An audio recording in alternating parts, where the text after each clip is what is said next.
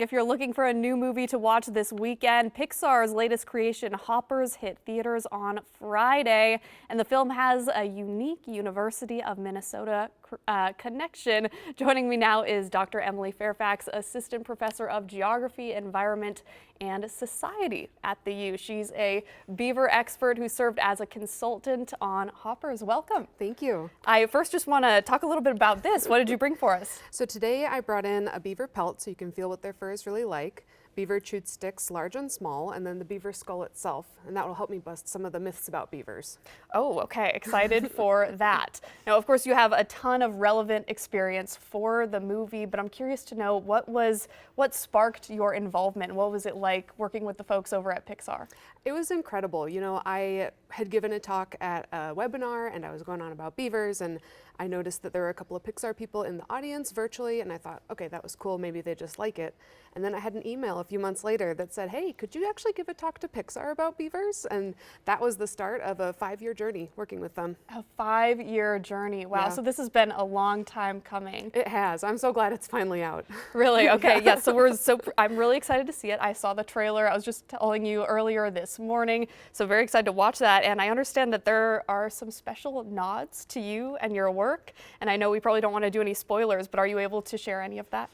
So the professor in the movie is named Dr. Samantha E. Fairfax, and the E does stand for Emily. You can look it up on the wiki. She's named after me.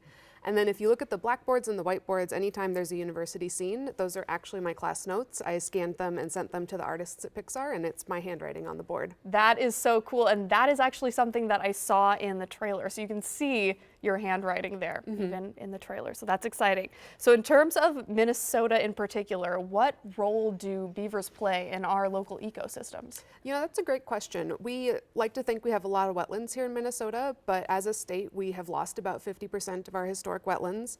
And if you're in the southern part of the state, that number is closer to 90 to 95. And what beavers do is they build wetlands and they restore them and they bring them back. So as we try to make our habitats healthier, beavers are there working alongside of us.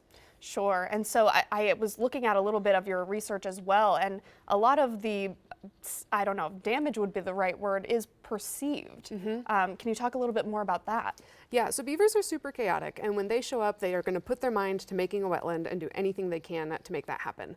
And that could mean chewing on trees, that could mean raising the water level, which is all good for the environment, but sometimes people worry, oh no, what if it floods my basement? Oh no, what if suddenly I have 10,000 beavers on my property?